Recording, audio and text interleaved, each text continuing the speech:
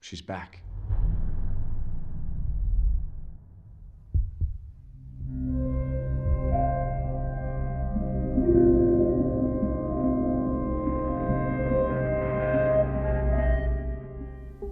Survival horror, a genre defined by the simple design philosophy that every decision matters, where every shot taken runs the risk of leaving you short-handed of ammo when facing off against a formidable foe, where every precious recovery item collected could be the very thing to save your life or the very thing that leaves you too over-encumbered to grab that precious key needed to advance to the next area, where you latch on to what little moments of serenity and respite you can, knowing that leaving the confines of your precious safe rooms is to court death.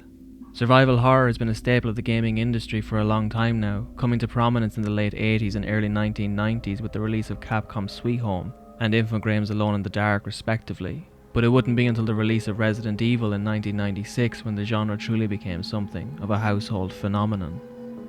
A game not only defined by its mechanics and systems but by its suffocating atmosphere, dreary tone, labyrinthian setting, shoddy voice work and clunky dialogue that serves not to detract from Resident Evil's overall quality, but instead to amplify its charm. Capcom's sleeper hit would single-handedly lay the groundwork for what survival horror was, with its tank controls, inventory management, item gathering, limited resources and head-scratching puzzles all becoming familiar elements in the formula that would be synthesized time and time again, creating the likes of Silent Hill, Eternal Darkness, Dead Space, and more modern releases like Alien Isolation. Resident Evil has been on the block for a while now, 26 years and spread across 5 console generations to be exact. So it stands to reason that in all that time, Capcom would find some means of further refining and even on some occasions redefining survival horror entirely. Whether that be through RE3's multiple choice scenario, Zero's co-op system or Code Veronica's use of 3D environments as opposed to the fan favourite pre-rendered backgrounds of games past. Yes, each new Resident Evil title shook things up to varying degrees, but none more so than the way Resident Evil 4 did when it landed on the Nintendo GameCube in 2005. Does this game really need an introduction? Even your mum knows the magnitude of Resident Evil 4, a game that would not only change the future of the RE franchise forever, but one that would set the standard for the modern third-person shooter. While it retains several elements of the classic RE formula, RE4's new direction allowed the development team to dial up the action tenfold, albeit at the loss of some of its more traditional horror aesthetic. Resident Evil 4 proved to be a smash hit at the time of its release, and Capcom chose to capitalise on this, taking the series even further along this action-oriented route.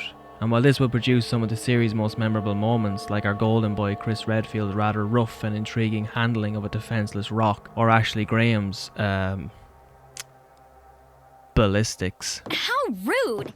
And I don't believe there's any relevance with my figure and my standing. It would also prove to be a major pitfall for the franchise going forward. Dark days lay ahead as Capcom continued to trundle down this action-laden path. Although it was received favourably and quickly became Capcom's best-selling release of all time, Resident Evil 5 was by no means a game players, or critics for that matter, could cohesively agree on. In his review for Eurogamer, Kristen Reed notes the troubling nature of Capcom's decision to fully embrace stylized blockbuster action over its subtle horror roots. With so much of the gameplay distilled to a sequence of set pieces, a significant part of what made Resident Evil appealing has been removed, and what remains is the shooting portion. Pushed front and centre, it morphs what was a survival horror adventure into a survival horror shooter, and many will find Capcom's transparent desire to appeal to the action gaming audience a little troubling. On the other side of this fence sits Ryan Geddes of IGN, who argued that RE5's direction was an evolution, one to be praised for you to truly appreciate what it was the game had to offer. As an action game, RE5 is a success, and there's a wealth of replayability through item collection, weapon upgrades, score chasing, and the unlockable Mercenaries mode. But this is no gentle nudge to the formula of the previous main RE games. It's an evolution, and if you can accept it as that, you just might love Resident Evil 5. Divided as players and critics were on RE5, the game's reception pales in comparison to that of what Capcom served up just 3 short years later. Contrary to popular belief, Resident Evil 6 is by no means a bad video game. What the game sets out to achieve in terms of visual style and gameplay, it does so perfectly. But as to why this game is considered the worst Resident Evil title lies in how it masterfully fails at being just that. Simply put, Resident Evil 6 isn't a bad game, it's just a bad Resident Evil game. RE6 is what I consider to be a product of its time. In the early 2010s, several different franchises went through something of an identity crisis. Dead Space, a series that had moulded itself from the framework set by Resident Evil 4, had opted to take a more action-heavy direction for its third and ultimately final installment. Dead Space encouraged players to approach each enemy encounter carefully and tactfully, aiming to dismember enemy limbs rather than filling them with plasma round after plasma round. But by the time Dead Space 3 rolled around in 2013, this unique mechanic had been thrown by the wayside, with the latter method taking centre stage. Combine this with a new cover system, enemies that carry their own weapons, and a crafting system that, if used to its full potential, can kit you out with weapons capable of putting down even the most dangerous of enemies with relative ease, and Dead Space 3 becomes nothing more than a shadow of its former self. However, the biggest shift in the Dead Space formula came in the shape of a heavily implemented co-op feature that allowed you to play through the entirety of the campaign with a friend, both locally and online, which served to erode the overwhelming sense of both isolation and dread that the first two games had implemented so fantastically. Much like Resident Evil 6, Dead Space 3 is not necessarily a bad game, but it is a bad Dead Space game. In his review written for Eurogamer, Dan Whitehead calls the game a contradiction. Gorgeous but scruffy, tightly packed yet stretched too thin, often frustrating, frequently thrilling and bursting at the seams with stuff, not all of which fits comfortably inside the boundaries the series has set for itself. Dead Space 3's crisis of identity left fans of the franchise feeling alienated and betrayed, with some pointing to it as the knife that would ultimately finish off the franchise for good. But many of the game's criticisms echoed that of Resident Evil 6, a point that we need look no further than the jaded words of Kevin Vannard in his review published by GameSpot. There's a place for contextual prompts and cinematic storytelling in video games, but Resident Evil 6 is a mishmash of elements put together without any sense of care or direction. Series faithfuls might stumble through for the sake of the story and perhaps to appreciate those few moments that recall when Resident Evil was at its peak glory. But this long, poor sequel is the ultimate test of patience for even the most dedicated. No doubt, it was becoming painfully and frighteningly obvious to Capcom that building upon what they'd accomplished with Resident Evil 4 was no longer working, and staying on the path they were currently on would surely mark the end of the franchise for good. But the question remained: where could the series go in order to breathe some well-needed life back into it? The answer, it seemed, was back to basics. Back to the franchise's roots of atmospheric horror, heightened tension, intricate puzzle solving and complex environment designs. Back to that simple design philosophy that every decision matters. But Resident Evil 7 isn't just a return to form for the series. Unlike the games that came before it, and even the games that came after, Resident Evil 7 stands out among the pack as a wholly unique experience, in terms of style, setting and gameplay. RE7 is a game that continually toys with player expectations. It's a game that flawlessly combines new mechanics with reimaginings of the old, as if it were mixing red, green and blue herbs together. Sure, it has a few scuff marks and rough parts to it, but what game doesn't? It truly is one of those rare magical moments of capturing lightning in a bottle, a feat Capcom weren't even able to achieve a second time around with the most recently released Resident Evil 8 Village. Essentially, Resident Evil 7 is more than a Resident Evil game, more than just another survival horror game. Resident Evil 7 is a masterpiece.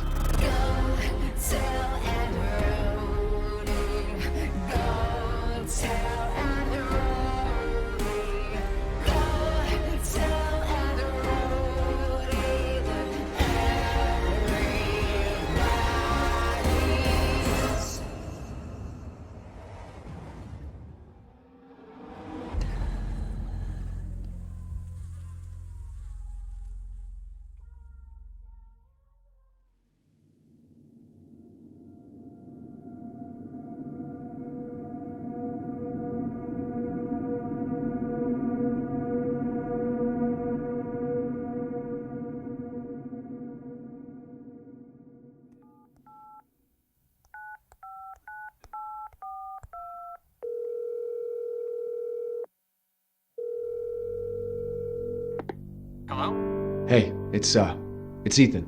Oh, hey. You alright? You just disappeared the other night. Yeah, no, I'm good. I'm good. It's Mia.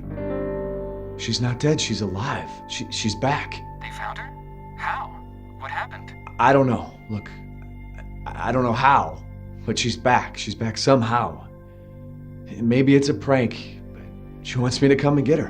Where is she? Dulvey, Louisiana. Dude, it's been 3 years. I know, but what if it is her? I have to find out what happened.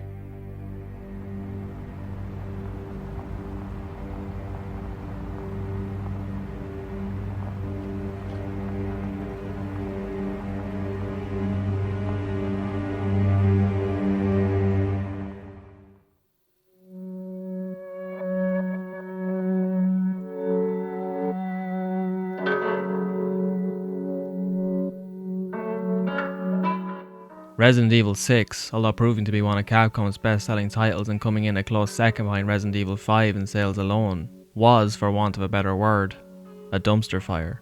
The game's mixed reception forced Capcom to cancel a planned sequel in the same style of RE6 and to greatly reconsider the direction that the next numbered Resident Evil game was going to take. In early 2014, it was decided that the game would return the series to its more traditional horror roots. Inspired by Sam Raimi's The Evil Dead, a uniquely intimate horror film about a group of friends facing off against an unknown evil in a small cabin in the woods, both RE7 producer Jun Takeuchi and director Koshi Nakanishi agreed that the best approach for the concept would be to create a horror title that was both compact but deep, taking place in only one location and focusing on a small number of characters. Takeuchi also decided that RE7 would see a massive shift in perspective from previous entries, moving away from the traditional third person in favour of a first person one, arguably to further amplify the intimate and tense atmosphere from The Evil Dead. Development started much like any other creative project, by chasing inspiration. When workshopping potential designs and structures of the derelict cabin in the woods environment, Nakanishi formed a team that toured Osaka for abandoned and allegedly haunted houses. While this experience would serve not only as a means of providing insight into how to keep the player feeling tense and uneasy throughout the game, and inspiring one of its subplots involving a camera crew and a distinct found footage narrative device, but it also succeeded in relaying Takeuchi and Nakanishi's intended style and direction to the development team. A short visual demo was pieced together that would follow an unseen character traversing the decrepit and crumbling corridors of a derelict house while being pursued by a mysterious and ghostly woman in a dress. No doubt, this description has already conjured images of another horror game in your mind's eye, one that has held a firm grip on the industry since it first appeared on the PlayStation Store back in 2014, and has gone down in history as one of the greatest horror experiences ever created.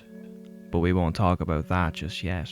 For the remainder of 2014, the development team worked in furthering the creation of their own in-house engine, dubbed the Reach for the Moon engine, or the RE engine for short. The end of 2014 and the early months of 2015 were reserved for ironing out any major issues in the engine regarding the level of photorealism, as well as several RAM-related problems that arose because of this. When these issues were settled by April 2015, development proper started on Resident Evil 7. RE7's beta stage would trundle along to completion in spring of 2016. During this time, the development team considered the possibility of incorporating VR technology into the game, and a demo dubbed Kitchen was pieced together for Sony's Project Morpheus, which would later become PlayStation VR. It wouldn't be until E3 2016, however, when Capcom would finally confirm that Resident Evil 7 was in development, releasing both a trailer that highlighted several story beats and gameplay elements, as well as a playable demo titled Resident Evil Beginning Hour, exclusively for the PlayStation 4, although this would later receive ports for both the Xbox One and PC in late 2016.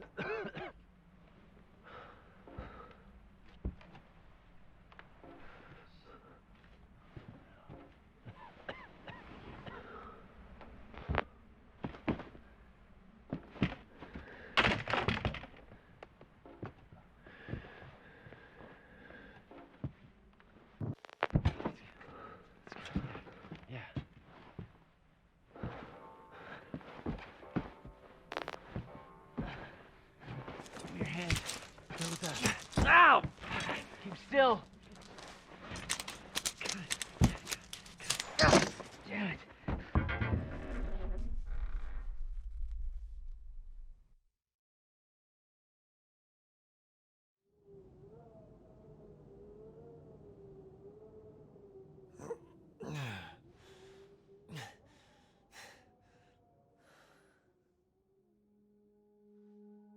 Beginning Hour takes place sometime before the events of the main game and follows an unnamed protagonist trying to escape from what would eventually become the Baker's Guest House, albeit with some minor changes to the map to better suit the needs of the demo. The short, found footage style video that opens Beginning Hour masterfully establishes both the tension and atmosphere for the player, amplified even more when you discover that the demo takes place within the same location. Our protagonist awakens in the living room. In the corner sits a television playing static. On the coffee table is a note that reads, "I shall dash them against the stones," a quote taken directly from Psalms 137:9. Something isn't right with this place, and there's no point in sticking around. Beginning hour outright refuses to relax the tension that it's already set in place. The old house creaks and groans with each opening door or with each step on the floorboards. Overhead footsteps pound and thud. Rotted food sits wasting away on the kitchen table. Cockroaches crawl along a pot of what I'm assuming started life as a stew. Already beginning hour is laying the foundations of what will ultimately serve as the main factor in separating Resident Evil 7 from other entries in the series stylistically. Grotesque, stomach-churning body horror should come part and parcel in a franchise primarily concerned with protagonists escaping from zombie-infected landmarks, like an old mansion or a police station. But what separates the Baker's guest house from the Spencer mansion or the RPD building is just how disgusting and unnatural the entire place is. Birds in the microwave, decaying animal carcasses in the hallway, dummies that turn around when you're not looking. What should be a familiar place feels alien and dangerous. The longer you're there, the less you want to be. But I digress. Let's get back to our protagonist. The back door is locked, but sitting next to it is a pair of bolt cutters. Taking the cutters, we break a chain on a cupboard, inside of which we find a VHS tape labelled "Derelict House Footage." Taking the tape back to the living room and throwing it into the VHS player, we find that it is footage captured by our two mysterious characters from the opening cutscene. This is Peter, Andre, and Clancy, star producer and cameraman of Sewer Gators, a paranormal investigation show out in the pits of Dulvey, Louisiana to investigate the mysterious Baker house. This is the subplot that will be inspired by the visual concept put together for the development team in the pre-production stage, and one of the few aspects to make the transition fully from the demo into the final game.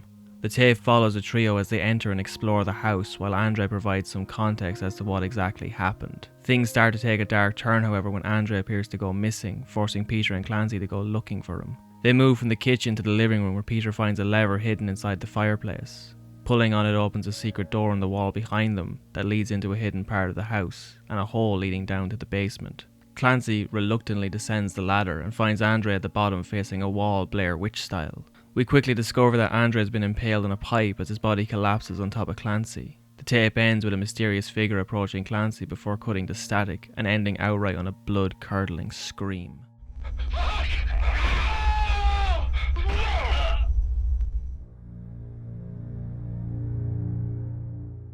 When we take back control of our protagonist, the note from earlier is sat by the TV, only now it's covered in blood and reads, "I shall dash you against the stones." That's a clear-cut threat if ever there was any. I think we've overstayed our welcome. Pulling the lever in the fireplace and entering the cubbyhole, we find the back door key. The ladder is missing from the hole, but seeing as we have our ticket out of here, we turn back and make our way to the kitchen. Heading for the living room door, however, we're quickly stopped in our tracks when a man, presumably the one from the end of the tape, passes the door. Things are getting out of hand. There's frantic banging coming from upstairs. We race to the back door, shoving the key in the lock and pushing the door open when... Welcome to the family, son.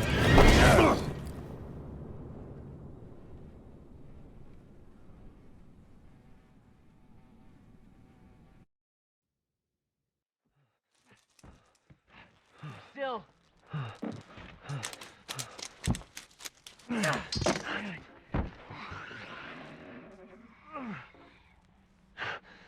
We gotta get the hell out of here.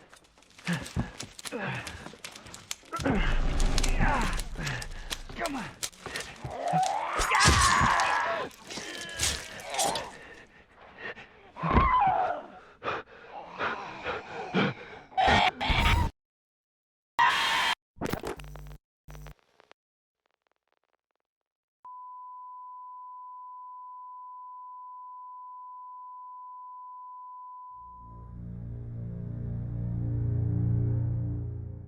Most likely, this is the ending most players got the first time they played Beginning Hour, the ending the game subtly guides you towards. It also just so happens to be the bad ending.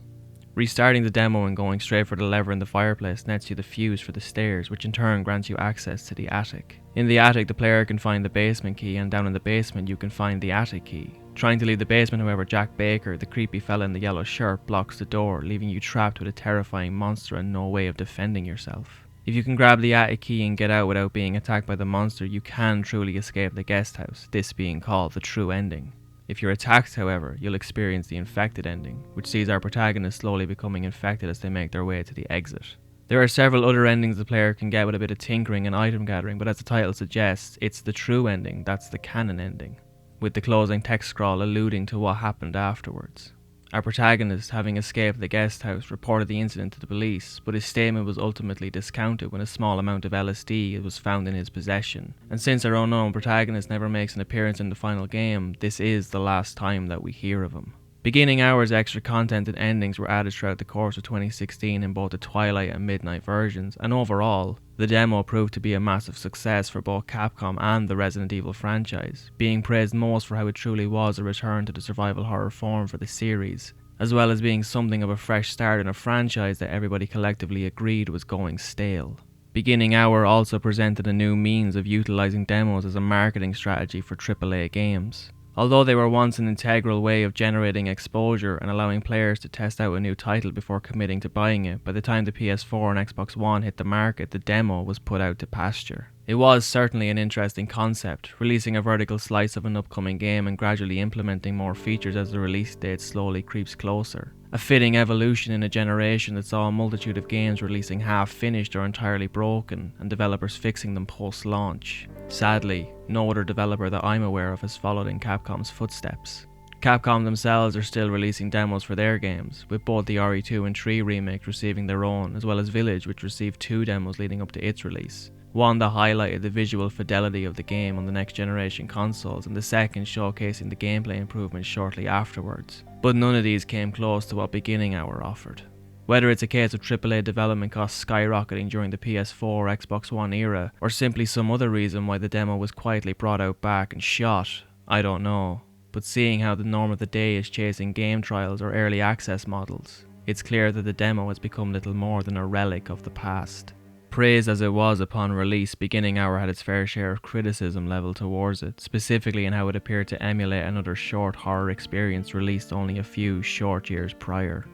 I am of course referring to PT, the playable teaser for Kojima Productions' short-lived Silent Hills project. PT's concept was relatively simple. The player is tasked with navigating a looping corridor while trying to solve cryptic puzzles and investigate horrific events that supposedly took place in the house, all while being pursued by a ghostly woman in a dress called Lisa. When Capcom released Beginning Hour, the similarities between it and PT were instantly obvious, with the first-person perspective, enclosed play area, and inability to defend yourself proving to be the main points of discussion. And while it certainly seems apparent that RE7's development team took major inspiration from PT, both Takeuchi Nakanishi and RE7 producer Masachika Kawata were quick to dispel these claims. In an interview with Eurogamer from 2016, Kawata stated that when PT surfaced, we were already in development, and we were surprised to see it. Nakanishi further supported this claim by saying, "We were already using a first-person perspective before anyone saw PT, so it wasn't as if we saw that and decided to do the same. It was already happening, so we were surprised, and seeing PT and the reaction, it was a signpost for us that it was a good direction to be going in." This appears to be the truth, as it wasn't until late August in 2014 that Kojima Productions revealed PT to the world.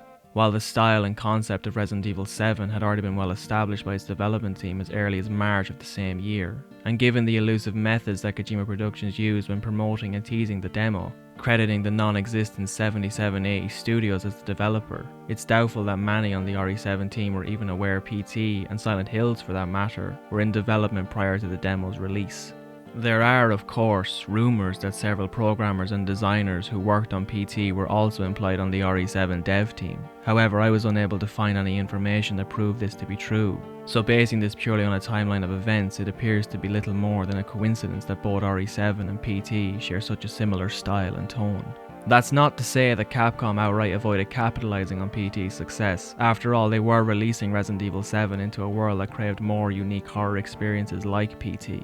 A game that was so revolutionary it inspired an entire generation of Unreal Engine amateurs to start work on a massive fan titles like the long since gone but not forgotten Allison Road, or the truly impressive Visage from Sad Square Studios. Am I claiming anything here? I most certainly am not, but even I can't deny the obvious. Criticism and similarities aside, Beginning Hour had provided just a taste for what Resident Evil 7 had to offer, and although it certainly whetted appetites, that's all it was. A taste. Almost as if someone had given you a slice of pie but had scooped out most of the filling. But on January 23rd, 2017, Capcom would finally let us have a proper slice of that pie, and it was far greater than anyone expected it to be.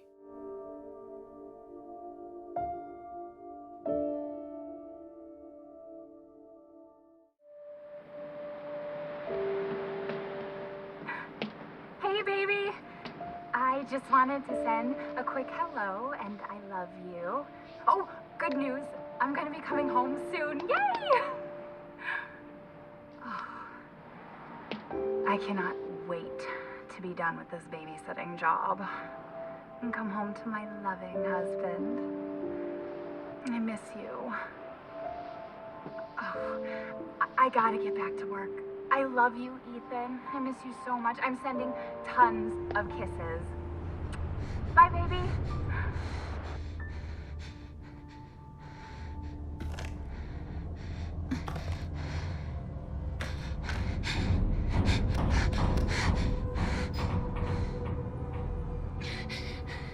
Ethan. You were right. I did lie to you. I shouldn't have. All I can say is that if you get this, stay away.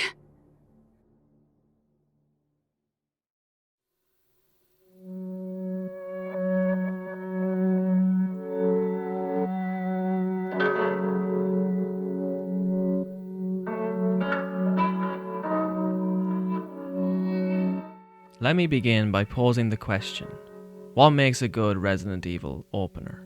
The answer you'll find is the same as any other form of horror media, creating tension, with the best example of this arguably being none other than Wes Craven's 1996 classic, Scream. What begins as a fairly normal and fun sequence of Drew Barrymore entertaining a mysterious late-night caller takes a turn for the sinister with one single dialogue exchange. Your name. Why do you want to know my name? I want to know who I'm looking at. What did you say? Resident Evil 7's approach is no different, choosing to open with a cute, innocent video message of a woman telling her husband that she can't wait to get home to him, to be done with her clearly draining babysitting job. But what upsets this calm and loving course is when that very same woman, clearly in distress, warns her husband to stay away. It's a strong opener, powerful even, creating just enough mystery and suspense to pique the player's interest in the narrative. Who is this woman? Who's Ethan? And what the hell is going on? Two of these questions will be answered almost immediately, all the while creating more and more questions of their own, and it's going to take some time before we have a concrete answer for that last one. Here's what the game tells us shortly afterwards. Mia is married to Ethan, but she's been missing for 3 years and presumed dead. That is until one day when Ethan receives a message from Mia telling him that she's in Dulvey, Louisiana, and waiting for him to come get her. This is all relayed to the player through a phone call between Ethan and a friend, which is played over a sequence of a car driving through the Louisiana bayou. It's serene, something of a somber tonal shift from what just came before, both in this game and the franchise overall. Resident Evil openers all set out to achieve the same thing, ramping up the intensity of the situation the characters just so happen to find themselves in at varying rates. In RE1, the climb is gradual, starting with an opening narration from Chris Redfield as he catches us up on pre-game events like the strange murders in the Arkland Mountains or the mysterious disappearance of STAR's Bravo team. From here, the scene transitions to the Alpha team searching for the Bravos before stumbling across their wrecked chopper, a severed hand, and a pack of very hungry, very mutated dogs. It's here that things go from bad to worse. The Alphas are outnumbered, one of them gets killed, and their only way out of this nightmare hightails it out of there. By the time the player actually takes control of either Chris or Jill, the stakes are at an all-time high, but we've been eased into it gradually. We know what's happening, and we know what we must do. Survive and escape. Resident Evil 3 sits on the other end of this spectrum. We do get another narration filling us in on what's been happening with Jill between this game and the first before quickly moving to scenes of a mass zombie outbreak that's already out of control. RE3's opening goes from 0 to 100 in a matter of seconds, quite literally opening with a bang, but RE3 has the luxury to manage its opening like this. The Resident Evil and survival horror formula had already been well established by the time RE3 released in 1999, and so for the most part this opening is just business as usual. It's obvious that RE7 has taken a few pointers from games past, the opening narration being the most obvious example of this, but the speed at which it dials up that intensity has been reduced astronomically. RE7's opening is a slow burn, one that doesn't present any significant danger or threat towards its characters, but one that just feels off.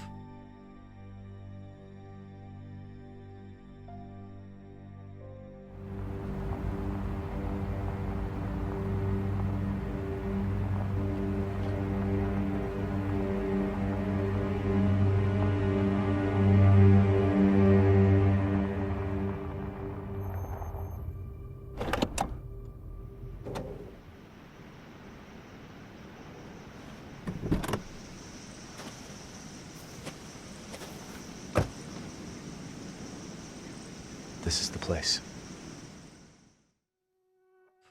Feel that? The little hairs on the back of your neck standing on high?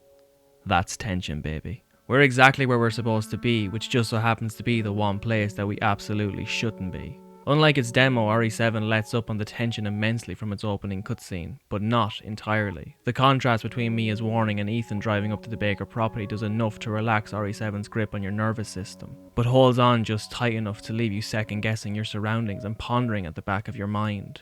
Was Mia's message too late? Tension aside, already the power of the RE engine is on full display. Photorealistic environments, volumetric lighting, the visual fidelity alone is enough to set Resident Evil 7 apart from its predecessors, and does not disappoint. Combine this with the constant buzz and chirps of nearby bugs and insects and the squelch of mud under Ethan's boot, and RE7 creates a world that feels alive, one where the air is hot and heavy. And this isn't just unique to the opening section. Whether it's the mold-infested basement of the Baker house, the wrecked, rusted remains of the Annabelle, or the hidden lab down in the salt mines, each area of RE7 stands out from the rest, setting its own unique tone and claustrophobic atmosphere while maintaining that constant sickening feeling that bubbles deep in the pit of your stomach. I did struggle balancing the brightness of the game on PC, and as a result, darker areas often appeared as pitch black, next to impossible to see in. However, this might possibly be an issue concerning my own hardware and PC specs, since this didn't prove to be a glaring flaw in both the PS4 version or the newly released PS5 edition, which adds dynamic lighting and ray tracing to every scene, further bolstering that dense atmosphere. From the car, we make our way through the thick foliage and mites of the surrounding swamp, coming across a number of cryptic messages, strange satanic-like structures made out of the remains of a dismembered cow, and an abandoned van inside of which is the proposal of a new Sewer Gators episode, and the words "Join us" scrawled along the back in what appears to be blood. What's really going to set you on edge here, however, is the appearance of a mysterious figure casually strolling by off in the distance. If you play beginning hour first, this moment will be all too familiar, but even operating purely on its own merits here, it is flawlessly executed.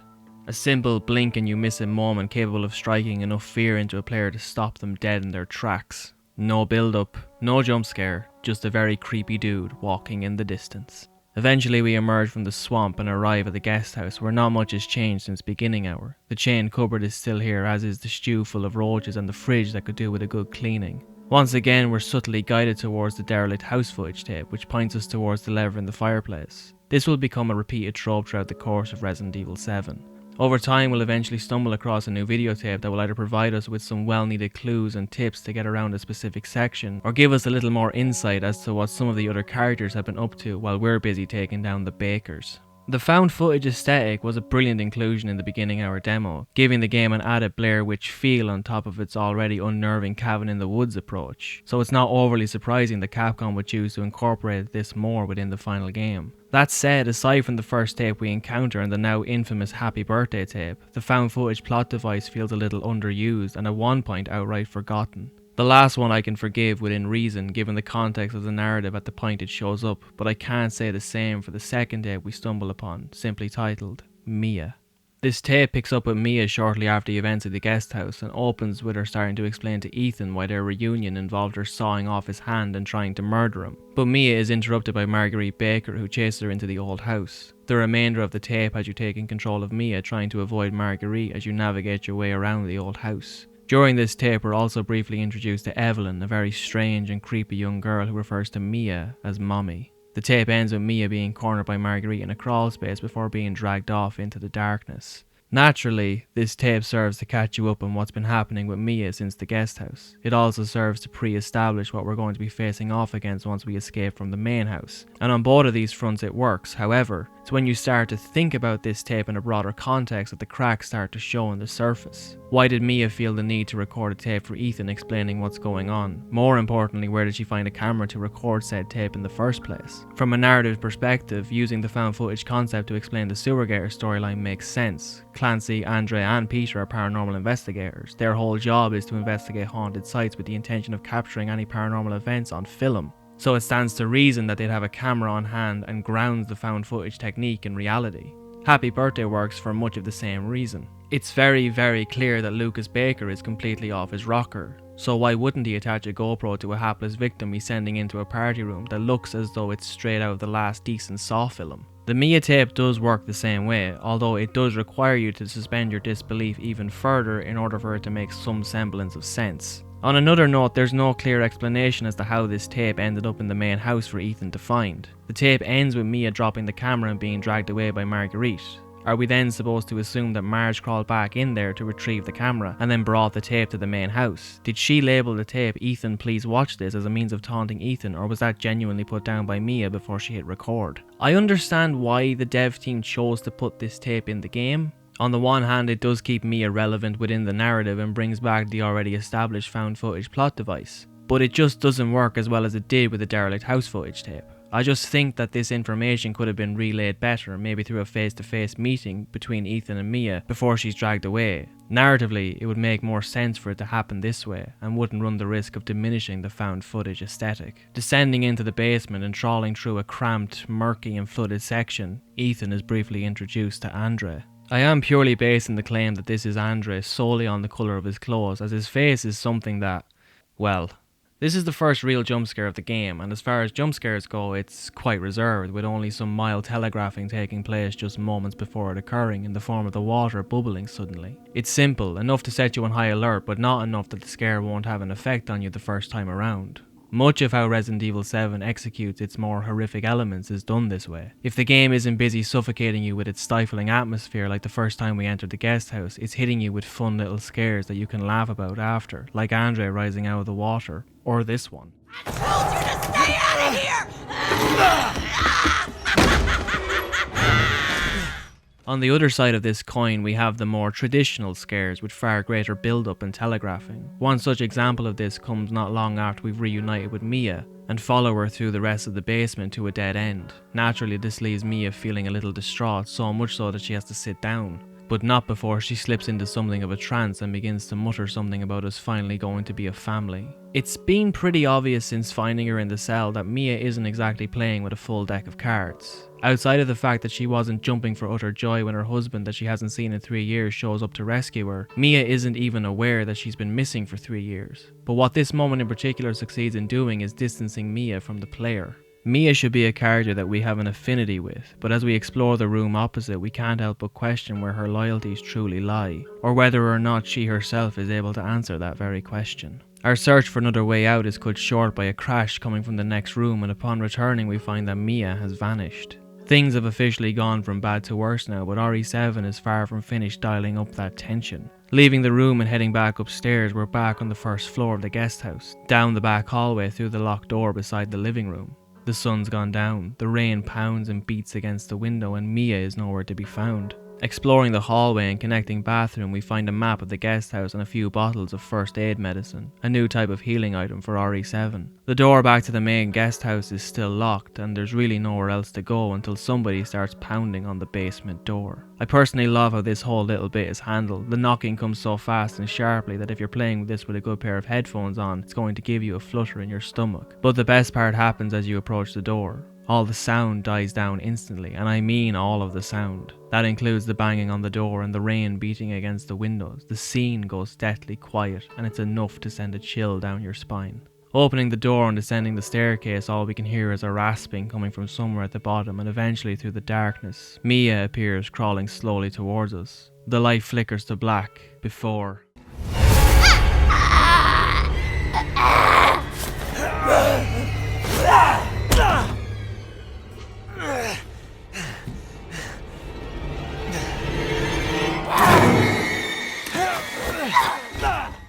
Now this is our first quote-unquote real jump scare of the game. Obviously I'm aware that horror is a subjective thing and that some people are going to find this bloody terrifying while others will probably just think it's cheesy and a little overdone. But this is exactly what RE7's opening has been building to.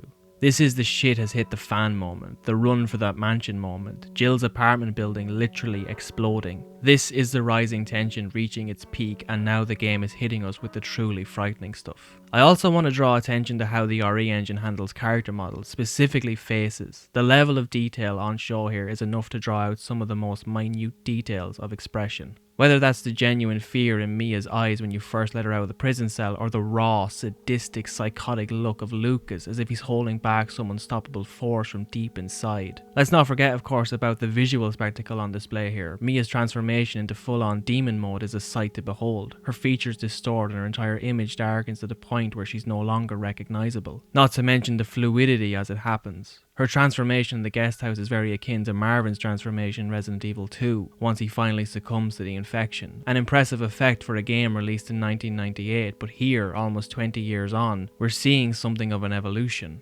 This also extends to the Bakers, with both Marguerite's extended limbs and gargantuan fly sack, or Jack literally growing a huge chunk of his head back right before our eyes. Resident Evil 7 truly knocks it out of the park with its visual quality, all while keeping with that disgusting grindhouse edge that really makes your stomach churn. After a brief fight with Mia that ends with her taking an axe through the neck, we're let back out to explore the guest house, but before long Mia quickly returns and pins Ethan to the wall with a screwdriver. I haven't discussed it in lengthy detail yet, but this is where the first person perspective really begins to shine. While Ethan is struggling to pull the screwdriver out, through his arms we watch as Mia slowly staggers towards us, her newly found chainsaw viciously rumbling and sending clouds of smoke to the sky. It's nerve-wracking, and the camera perspective succeeds in placing you right at the centre of Ethan's terror, not to mention putting you up close and personal with many of the Bakers throughout the game. You're about to see something wonderful. Oh, fuck! Outside of its immaculate sound design, subtle spooks and visual gravitas, the first-person perspective plays one of the most crucial roles in creating that uniquely intimate and intense atmosphere that both Takeuchi and Nakanishi had originally envisioned during the early pre-production phase, coming to prominence throughout the slower, more atmospheric sections of the game where visibility is at an all-time low, and your meager flashlight is doing at best a half-assed job of lighting your way. Particularly while exploring the wrecked ship or the second floor of the old house, the new perspective leaves you in a state of unknowing. You're never fully aware of what's happening around you at any one given time. Nakanishi was certainly correct. Capcom might have decided on using a first-person perspective long before PT came onto the scene, but that doesn't mean they weren't onto something when chasing that aesthetic. Our trip through the guest house ends with another tense fight with Mia. In just 36 minutes, Ethan Winters has trudged through the cabin from hell, found his dead wife alive and very, very angry, killed her twice, got stabbed through the hand 3 times before having that very hand severed at the wrist, and to top it all off, Mia destroyed her only way out. Surely that should be it. Surely there isn't any more that Resident Evil 7 can throw at us in this opening. Welcome to the family, son.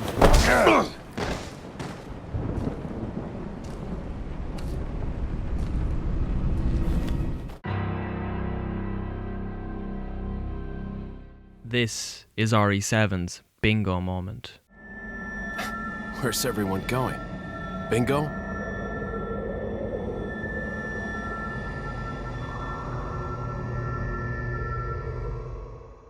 If ever there was a time to drop a title card, it's here. As far as first impressions go, Resident Evil 7 does not disappoint. Already the game has set the bar higher than it's ever been for the series. From the marshy, sun-washed wilderness of Louisiana to the dilapidated and decaying halls and basement of the guest house, visually, RE7's opening stands out proudly from the games that came before it, all the while embracing the basic building blocks that made those games so enticing in the first place. As I've discussed, much of this is thanks to the photorealistic environments and character models produced by the RE engine, but even with that said, the engine does struggle with rendering hair dynamically, specifically loose, hanging hair. It's fine for the most part, looking fairly on the nose, but there are other times where Mia's hair looks like it's clumping, as if it's just a bunch of sections stitched together and moving simultaneously rather than individual strands of hair. I can't really say if this is a common issue or not, considering that Mia is only one of 2 characters in the game with long, loose hair, but it is fairly noticeable during the sequences that you're with her. Resident Evil 7 is subtle in its approach to horror, staying its hand long enough to let the tension build, to let the atmosphere grow until it's stifling. It also perfectly encapsulates that compact but deep Evil Dead-esque vision that by and large became the prime goal of RE7's development. In short, RE7's opener is a perfectly crafted piece of horror media, creating a heavy atmosphere that it carries for the majority of its runtime and providing us with just enough mystery in its story to leave you salivating for answers. Aesthetically, Resident Evil 7 has set itself apart from its predecessors, but how does it feel to play? And more importantly, just what the hell is happening on the Baker Ranch? It's time to meet the family.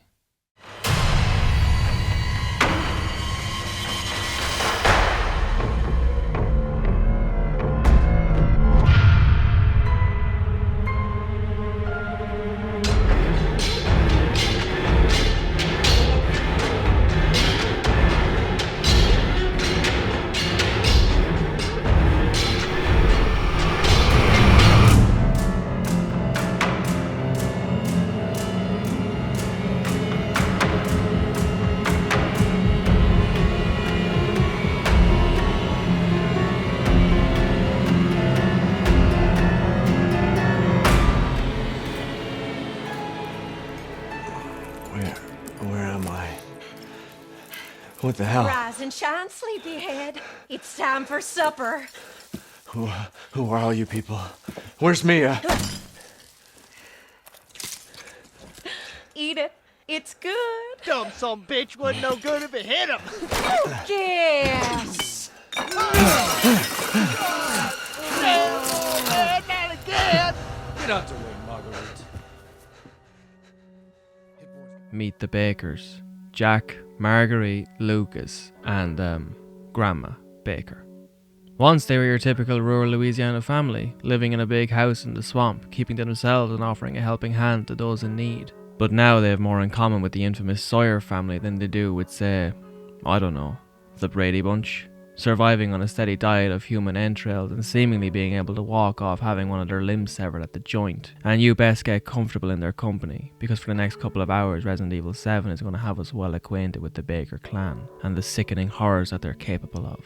The meat of RE7, that being the Baker farm, is broken up into 3 distinct sections, each complete with its own series of challenges, puzzles and unique bosses. I think the best way to approach analysing the gameplay elements of RE7 is to first understand the basic ingredients that make up the classic Resident Evil formula, and explore how RE7 both incorporates, reimagines and reinvents these various elements, systems and mechanics, and how it organically introduces them throughout each section of the game. And where better to start than with what's right in front of us, the world itself. Environmental design in survival horror pulls a number of cues and pages from the book of the Metroidvania, a clear, distinct emphasis on item progression combined with large labyrinthian maps that you'll quickly find yourself getting lost in if you can't keep your wits together. There's few video game maps that I can recall in my mind's eye down to the last minute detail, quite the way I can with the Spencer Mansion. From the moment you arrive inside the halls of that mammoth place, you'll find little more than a series of interconnected and branching hallways, locked doors and secret passages that at first might come across as a little daunting. With no map, no resources and no clear inclination of where it is you're supposed to go, your first steps into survival horror come off as a case of clunky, if not cautious, trial and error as you slowly forge a path to the first key. Resident Evil 7 is much the same in its approach to map design, albeit on a much smaller scale. If we recall, one of the core design principles of RE7's development was to create a horror title that was both compact but deep, and this arguably is most apparent in the game's level design. We begin our little journey in the main house, and much like the guest house of the opening, this is a very strange place to find yourself trapped in. Although even with that said, the place hasn't fallen entirely into disarray, but the fridge is stockpiled with human organs, so I can't exactly say we're getting cushy vibes at present. The main house is also simplistic in its design, consisting of 2 floors that are divided into 2 separate sections, an attic and a basement. It appears that embracing the compact but deep concept means to truly leave behind the labyrinthian mansions and architecturally complex police stations of old. But don't let the small scale of the Baker house fool you. While yes, it certainly doesn't stack up in size to that of the Spencer Mansion, the RPD, or even Raccoon City before it, the house still retains many of the old elaborate approaches to map structure, including secret passages, looping hallways, and key items that are required to open specific doors and unlock new areas. There are very few times while exploring RE7 that you'll find yourself turning back on a path, but rather coming back around in a circle, and thus the game maintains a constant and steady forward momentum, which is a good thing considering the pace it's already established. Speaking of key items, that brings us nicely to our next ingredient, item progression and item management. The starting area is rather small in scale, consisting of a kitchen, dining area, living room and pantry, with a hallway outside leading to a connecting laundry room and garage. Exploring here emulates much of that classic Resident Evil formula, as we'll stumble across a few items to collect such as handgun ammo and herbs, as well as documents and files that provide some vague but curious details into the wider world of RE7. In the nearby pantry is a locked hatch, and if we are to fully embrace that classic RE formula, then it stands to reason that somewhere nearby is the key, and it just so happens that the very key is sat on a table out in the hallway. Getting to it, however, isn't as easy as walking up to the table and picking it up. Before we do that, we have to get past Jack. Jack Baker is the primary foe that we'll be facing off against in the main house, a stalker character that is not only an evolution of both the T-103 Tyrant and Nemesis from Resident Evil 2 and 3 respectively, but the first iteration of what Capcom would use when developing Mr. X, Nemesis and Lady Dimitrescu for the remakes of 2 and 3 and Resident Evil 8 Village. As you progress through the house, Jack will wander from room to room looking for you, and from my extensive research, which consisted primarily of watching numerous boundary break videos, it appears Jack's movement and AI is entirely randomized, with no clear set path or indicator to suggest that he has any real motivation behind his movements other than to find you, adding to the horror by making his AI almost entirely unpredictable. This is an interesting note to consider, given that by the time we reach Resident Evil 8, Lady Dimitrescu is designed to follow a set route throughout her castle, meaning that unpredictability factor has more or less been thrown out the window at this point. Unlike his successors, however, Jack never becomes a major burden on progression, which is largely due to the smaller scale of the map and the fact that you can zip from one section to the next in half the time it would take you to cross the RPD or Castle Dimitrescu. And while he does certainly move fast and can corner you pretty quickly, it doesn't take a whole lot to put Jack down. A few well-placed pot shots to the cranium and Jack goes down for the count, staying there long enough to give you more than ample time to do whatever it is you have to do to keep pushing forward. One thing Jack does have over his follow-up, specifically Mr. X and Nemesis, is a personality. Jack will be constantly firing off zingers and one-liners as he pursues Ethan, and while you think this will only serve to ramp up the camp and diminish the overall tension, it in fact has the opposite effect. The terror that runs through your stomach when you hear "I see you" or "found you" being uttered from the end of a hallway is truly staggering at the best of times. Capcom also attempted to adapt Marguerite into something of a stalker enemy for the Old House sequence, but it appears that much of their love and attention went into designing Jack. Marguerite possesses the ability to control quote-unquote weak-minded creatures, which essentially amounts to bugs and insects, and while it is rather skin-crawling to see this frail-looking woman unleash a swarm of insects towards you, it is very fleeting. It appears that Marguerite's presence in the Old House is far more scripted than Jack's, and she's designed to follow a set path, only engaging with the player were you to cross paths with her. On top of this, I can only recall one instance where I faced off against Marguerite in this stage, and it was purely down to chance, as she just so happened to be standing in front of the room that I was making my way towards. On the one hand, I can understand why Capcom chose to design Marge this way, given the astronomically smaller size of the Old House, but I can't help wondering how much more challenging this area would have been had Marge been a little more relentless in tracking down the player. Taking the hatch key from the table and narrowly avoiding Jack, we can return to the hatch and are prompted to select the key from our inventory. RE7's inventory system is actually quite generous, especially when compared to that of games past. Starting off, Ethan has 12 inventory slots, 4 of which are mapped to the D-pad and primarily reserved for weapons. It's quite a leap compared to the 8 that Jill had all the way back in Resident Evil 1, or the measly 6 that her counterpart Chris had. Again, much like the level design, don't let the larger inventory size fool you. The stronger weapons, specifically the shotgun, grenade launcher and magnum, all require 2 inventory slots free to carry, and on top of this several collectibles don't stack, such as the chemical fluids, meaning that inventory management is still the name of the game in Resident Evil 7, and thankfully Capcom chose to bring back the ever magical, mysteriously connected item boxes that allow us to dump any unnecessary items we might be carrying. Ethan can also find several backpacks throughout his journey, which adds an additional 4 slots to the inventory each time, and by the endgame you're capable of carrying a small arsenal in your back pocket. If you're a particularly observant player during the guest house, you might have noticed that the inventory menu is displayed in real time, or in more layman's terms, the game is still running while you're busy looking through it.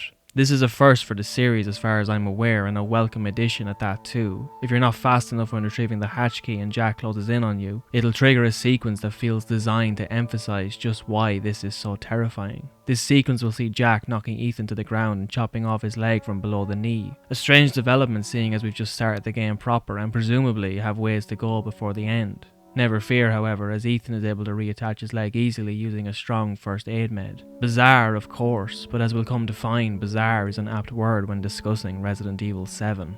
Escaping into the hatch in Jack's clutches, we make our way into the laundry room, which also happens to be the first safe room of the game. Yet another ingredient of the survival horror formula and a returning trope of the RE franchise, safe rooms provide necessary respite from the constant torment and horrors that await outside its doors. Certain RE games have become synonymous with their own unique safe room themes, and RE7 is no different. The track is simplistic and somber in tone, offering you that brief moment to let you breathe a little but never becoming calm enough to truly let your nerves settle. Serving as a stark reminder that even though you can spend as long as you want in these rooms, at some point you are going to have to go back outside and face whatever horrors might be waiting for you. It's very reminiscent of the feeling conjured up by the RE2 theme, where the track creates an overwhelming sense of dread that never seems to level off. The track also isn't overbearing. What I mean by this is that in previous titles, once the safe room had loaded in, the theme would instantly start playing, almost immediately letting you know you were safe for the time being. In RE7, the theme's use is incredibly subtle, slowly fading in once you enter one of these rooms and again slowly fading out once you leave. It's less in your face and more organically implemented, which seems to be an ongoing feature of RE7's core design. Inside the safe room we can find an item box, along with a few handy items to use like a lockpick, chem fluid and herbs, and a cassette player of all things. This is our new save system. Much like ammo and health items, saving in Resident Evil games is a commodity, a limited resource. In the classic games from RE1 to RE4, this came in the form of typewriters and ink ribbons. And in order to save your game, you needed an ink ribbon and access to a typewriter. RE4 switched things up a little by choosing to outright remove the need for ink ribbons, so you could save as often as you liked, but you still needed access to a typewriter. On both easy and normal difficulties, RE7 handles its saves in a similar fashion to that of RE4, meaning you can save as many times as you like, you just have to have access to one of these cassette recorders. It's a good feature to bring back, and an interesting visual twist on what was already an established trope in the franchise. Madhouse difficulty, the highest difficulty in the game, adds an extra layer of tension to this mechanic by introducing the blank cassette tapes, which is this game's version of the ink ribbons, once again making saving the game more of a commodity than a lifeline. And speaking of commodities, let's have a chat about that mysterious chemical fluid we've been collecting. Mixing certain items to make slightly better items has always been a staple of the RE franchise. In the original games, the most common form of this was with herbs, green, red, blue, and yellow in later games. Using a green herb in past games would restore a small portion of your health, but never a massive amount, just enough to keep you going until you reach the next safe room. However, by mixing herbs, whether that be a mix of green and green and red, or green, red and blue, would not only double the amount of health restored, but also provided a temporary defense boost and cured status elements such as poison. The only herbs you'll find lying around the Baker farm are green herbs, and while one on its own will restore some health, the actual amount is minuscule. This is where the chem fluid comes in. Mixing an herb with either regular or strong chem fluid will create a first aid med or a strong first aid med respectively, with the former being the standard go-to health item and the latter being the one you reserve for more tense scenarios, where your life is dangerously on the line. Throughout the game, Ethan will come across other consumable items such as gunpowder, solid fuel and supplements that he can use with the chem fluid to make various types of ammo and psychostimulants, a new item that lets you briefly find any collectible items nearby. All in all, it's a pretty nifty crafting system, and Capcom even added a dedicated combine tab to the inventory menu that lets you pick what you want to make without having to find the item and combine it manually with the chem fluid, which is great for those tense situations when you need to scrounge together a first aid med on the fly. Not only is it a welcome addition to the series, but it also streamlines one of the basic building blocks of the RE formula. Another of those building blocks is puzzles, which, if I'm being entirely honest, Resident Evil 7 has something of a lackluster approach towards. Don't worry if puzzles aren't your thing. You're not going to be forced to push huge knights in a specific order or have an in-depth knowledge of playing cards to get through what RE7 has to offer. For the most part, puzzle solving in RE7 is tied closely to unlocking doors, the Cerberus door at the back of the main hall being the first major instance of this, but alongside it we have these shadow plint puzzles that require you to twist and turn a statuette in a specific way to create a perfect shadow on a painting, and doing so will unlock a new secret passageway. Our first encounter with these comes during the Mia tape found in the recreation room, and outside of the fact that this tape doesn't make sense narratively, from a gameplay perspective it works rather well in both introducing us to a new puzzle concept and giving us a prelude of what's to come in the old house and our encounter with Marge Baker. The only major puzzle I can recall from the game happens while watching the Happy Birthday tape. During this tape, we once again take control of Sewer Gayer's cameraman Clancy, as he's forced to participate in a twisted little game that's been thrown together by Lucas Baker. For a game that up until the point you watch this tape has been primarily influenced by the Evil Dead and 80s horror in general, it's nice to see that Capcom chose to incorporate some more modern horror homages, such as nods to James Wan and Lee Whannell, as this entire sequence feels like something ripped straight from an unreleased Saw sequel. Happy Birthday is a slow, head-scratching puzzle piece that requires patience and a bit of cleverness on the player's behalf to get through, and in a similar fashion to the Mia tape provides some deeper insight into the mentality of Lucas Baker. It also further proves just how terrifying the first-person perspective can be as we watch, through Clancy's eyes no less, as he burns alive upon finishing the game. It's an incredibly harrowing sequence, leaving you in control of Clancy as the flames spread long enough for the stark reality to set in that there really is no way out of this one. Watching the tape also means that Ethan won't suffer the same fate when he's forced to participate in the game. While I could continue to sing praises about the Happy Birthday tape and how ingenious it is as a sequence, it still doesn't take away from the fact that Capcom more or less skimped on the puzzle aspect of Resident Evil 7, a sorely missed opportunity. And as a fan of the older titles, specifically Remake and the classic RE2, I can't help but feel a little hard done by. But how have Capcom held up when adapting the final piece of our RE formula? How does it feel to fight back in Resident Evil 7? Much like working a part-time retail gig on minimum wage, RE7's combat ladder is a gradual climb, and one that takes a little legwork, time, and a keen eye to get to the top of. The game's weapons can be divided into 5 subcategories, which are melee, small weapons, heavy weapons, special weapons, and explosives. Starting off, you'll have little more than a pocket knife at your disposal, and while you can technically use this in a fight, it's mostly here to break open small wooden crates that might be harbouring healing items or ammo from view. The pocket knife is given to Ethan after leaving the laundry room with a deputy, who is one of the few characters in the game that isn't actively trying to kill us. Pretty soon after this, we're given a handgun, again by the deputy, albeit posthumously. And this, along with our trusted shotgun, will become our 2 closest allies from here on out. RE7 also kits players out with a grenade launcher and flamethrower during our tour of the Baker Ranch, and later we can collect a series of remote bombs that are perfect for crowd control in both the wrecked ship and salt mine sequences. Throughout the game, Ethan can also find and collect the broken handgun and broken shotgun, which are slightly powerful variations of the 2 main ones we'll be using. In order to use these weapons, you must first find a weapon repair kit and fix the weapon. During my playthrough, I only managed to find one of these and chose to fix the shotgun, which did come in handy in the late game considering the punch that it packs. In the late game, we also get the machine gun, which is easily the best weapon in the game besides the Magnum, and speaking of, the Magnum also makes a return in RE7. Magnums are pretty important in the RE franchise, cropping up in almost every classic title, and being the one weapon in the game that you store in your inventory until the final boss fight, largely thanks to the sheer sparseness of ammo for it. In RE7, the Magnum can be first found when you escape the main house and reach Zoe's trailer.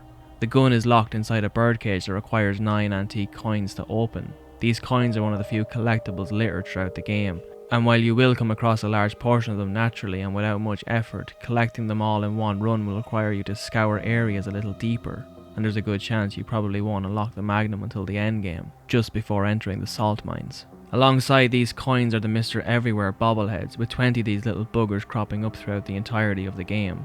They are, as far as I'm aware, the only collectible that carries between saves, meaning if you missed a bobblehead during one playthrough, you're only required to get that specific bobblehead on your next run. Their addition is nothing major outside of boosting RE7's replayability factor and giving the player something to keep at the back of their minds while pressing forward, but even at that, I was pretty impressed when I finally nailed that final sucker on my 3rd go around. The final weapon we get our hands on is the Albert 1, a specially modified handgun that is designed specifically to take down bioweapon mutants, and we get to use it for a grand total of 5 minutes at the tail end of the final boss fight. I'm not even mad about this, it's exactly what I expected from an RE title. The Albert 1 is much like the missile launcher or the minigun of RE1 and 2 respectively. They're only here to add a little flair to the final boss encounter and provide a flash moment when putting the boss down for good.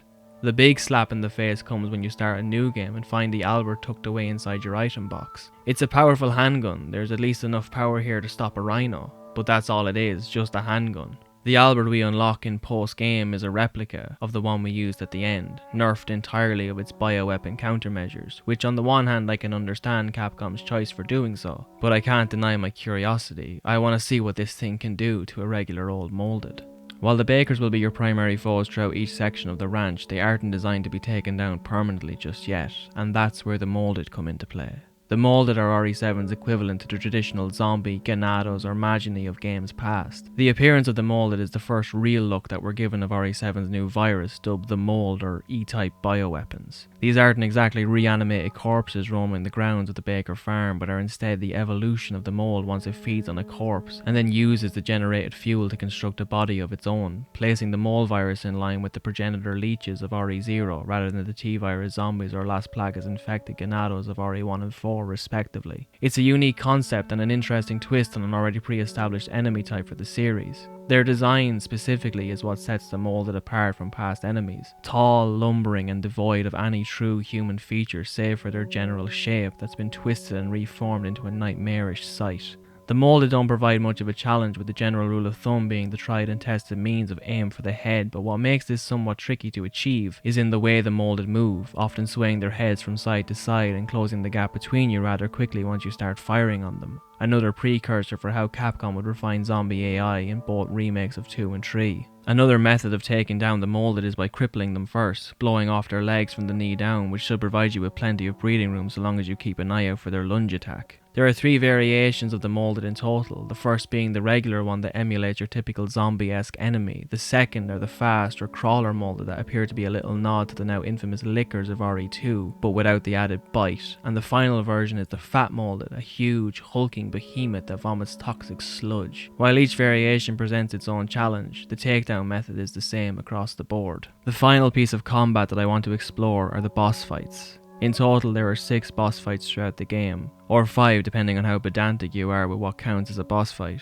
3 against Jack, 2 against Marguerite, and 1 against Evelyn at the very end of the game. Remember how I was saying that bizarre is an apt description for Resident Evil 7? None prove this more than the boss fight with Jack Baker. The first 2 take place in the main house, first in the garage and then in a morgue section, and they aren't your conventional shoot the boss until they fall down kind of fights, but rather ones that demand you get a little up close and personal with Jack. The garage fight sees Ethan continually ramming Jack over with his car like he's some sort of ragdoll, and I can't help but laugh at this moment. Not entirely sure whether that's because it's genuinely funny or just because of how bizarre the whole thing is, and that isn't a criticism. In fact, it's quite the opposite. This is Resident Evil 7 embracing that 80s horror aesthetic to the fullest and absolutely reveling in it. It's ridiculously over the top and silly, but in a charming and memorable way. Even Jack is getting in on the action, deliberately standing in front of the car and egging Ethan on to run him over repeatedly. In the second fight, you'll face Jack in a sword duel, but the swords are chainsaws. And while that entire sentence sounds so ridiculous to say out loud, I really love this fight. It's unlike anything I had expected of a Resident Evil game, and exactly what I wanted. A tense, over-the-top set piece that's both equal parts terrifying and hilarious. Our second fight with Marge is also a tense ride, the first being little more than a shoot her before she kills you while you're stuck in a hole, hence my internal debate on whether this counts as a boss fight or not. But the second most certainly does. Now closely resembling a spider with elongated limbs and the ability to climb walls and ceilings, the fight with Marge is an intense cat and mouse game where Marge can pop out of any and all crevices located in the greenhouse. However, the goal is simple, as is the survival horror way, just shoot the obvious weakness hanging off the boss, which in this case is a large insect sac growing out of Marge. The difficulty here stems from keeping track of Marge's movements and stopping her from feasting on various nests and hives growing inside the greenhouse. It's a unique fight and one that exchanges the bizarreness of the previous Jack fights for a deeper focus on grotesque body horror that will have your skin crawling if you're not comfortable around bugs and insects. While I adore the new alternative Marguerite design, my biggest gripe with this fight is its length. As I said, the difficulty stems from keeping track of where Marge is at any given time, and seeing how she can scale walls and crawl through tiny cracks. It's easier said than done. This can cause the fight to become something of a slog, especially on repeat playthroughs. The same arguments can be levelled towards the final fight with Jack in the boathouse, who is now a fully fledged moulded monster complete with obvious weak points presented in the form of large, bulbous eyes. Impressive as the model work is, as well as the layout of the boss arena, I can't deny that this fight is particularly lacking. While the large, very obvious eyes are easy to spot and shoot, others are placed on Jack's underside and for the most part will have you waiting patiently for Jack to simply show them to you, turning this fight into a complete slog towards the end. It's a decent set piece at best, but the appeal dies almost immediately. Honestly, it's summed up quite perfectly by Ethan. This is getting old, Jack. As you might be catching on, the pace that the game had established so perfectly in its opening section starts to wane once you begin approaching the end of the Baker Ranch. It seems as though Capcom poured a lot of love into this game's opening moments, as seen with the fights with Jack and even facing off against him in the main house as he stalks you. But moving on from there and into the old house, seeing that Marguerite's patrol is a scripted event, and having her boss fight drag a little, there's no denying that the fatigue is starting to set in, which is only further amplified when you have to explore the main house for a second time. Before you can enter the testing area and Lucas's little house of terrors, you've first got to collect 2 key cards from the sections of the main house you haven't explored yet. Seeing as Jack quite literally exploded the last time we saw him, the house is now sparsely populated with moulded, which narratively is quite interesting, suggesting that the mould is taking a stronger hold on the Baker's property and spreading upstairs. But purely from a gameplay perspective, it's incredibly lacking and grinds the pace to an almost complete halt. Thankfully, it's a short sequence, and the testing area feels like a well-deserved breath of fresh air when compared to what came before it. The latter sections of the game, the wrecked ship and the swamps and the salt mines, both feel like everything we've experienced so far has been taken and tightly packed into one neat little bundle for us. The opening section of the Annabelle plays out much like the guest house sequence, as you slowly make your way through the wreckage, experiencing one flashback after the other, all the while gaining further insight into the power that Evelyn possesses. It's a welcome change. Gone are the stifling hallways, dilapidated house interiors, and the sweaty, bug-infested Louisiana air, replaced by a heavily detailed environment that's cold, rusted, wet, and overgrown with decaying plant life and mold. One specific detail I was particularly taken aback by was this large massive mold found on a staircase, which seems pretty normal given our experiences of the Baker farm. But taking a closer look, we find that the mass is made up entirely of people. The Annabelle in this instance serves to re-establish the tension once again, and while it most certainly does, RE7's direction takes a drastic turn shortly after, as we're finally given access to the machine gun and let loose to roam the mold-infested levels of the ship in search of Ethan. This is less about item management and careful planning of your next move, and more about mowing down whatever is blocking your way, a sentiment that is not only carried over to the final section of the game, but one that is ramped up tenfold. The salt mines, while interesting in design, is essentially one long gauntlet of molded as you fight your way towards Evelyn. It's certainly a tense challenge on higher difficulties, specifically Madhouse, but is unnecessarily long in the tooth and oddly feels like a race to the finish line. It was strange witnessing RE7 dipping its toes into the action-heavy style of gameplay of Resident Evil 4 through 6, considering how Capcom's design philosophy for the game up until this point has been to stay true to that classic survival horror formula. It's not bad per se, but feels somewhat run-of-the-mill, a feeling that is only further amplified by the fact that we're now in the stage of the game where the story starts to make sense. Things are being explained, the mystery set up in the opening is finally being explored, and that more or less seems to be the driving force behind this final act. You're not continuing to play to see what else Resident Evil 7 has to offer you, you're playing to figure out what it's all been for. The final fight with Evelyn takes place in the guest house, a very poetic move on Capcom's part to bring the game full circle. This isn't exactly what you can consider a boss fight, given that your only real objective is to find Evelyn and inject her with the neurotoxin, but how it's been designed is excellent. We essentially experience the fight with Mia from another perspective, seeing the control that Evelyn had over her firsthand. Evelyn will also send a ghostly apparition of a chainsaw-wielding Mia to try and stop you, which is pretty frightening for the most part. Eventually, finding Evelyn and injecting her triggers the real final fight of the game, where you face off against a gargantuan moulded Evelyn. But much like the moulded Jack fight, this is incredibly underwhelming.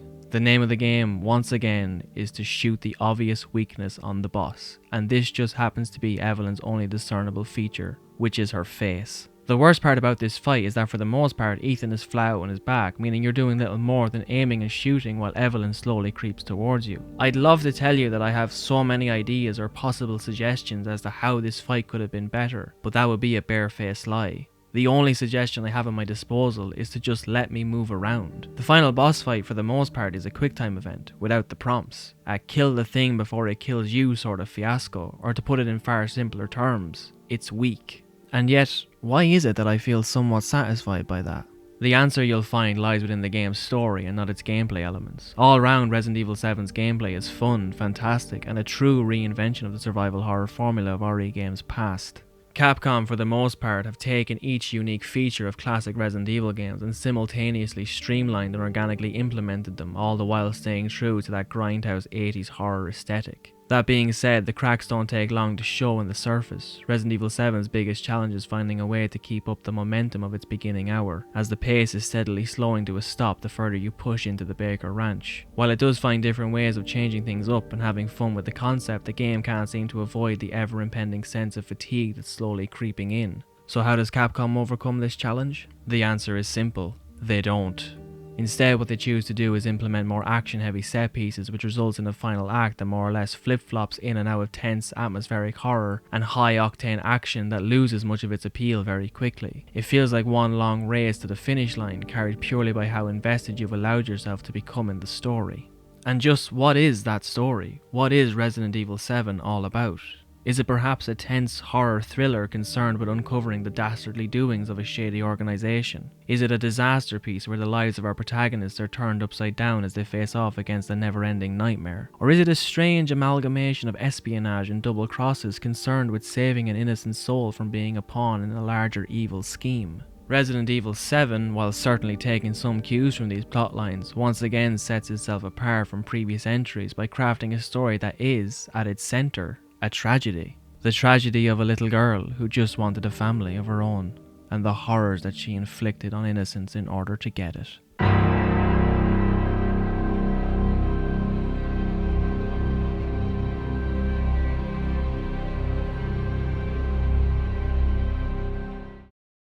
Mommy. This way.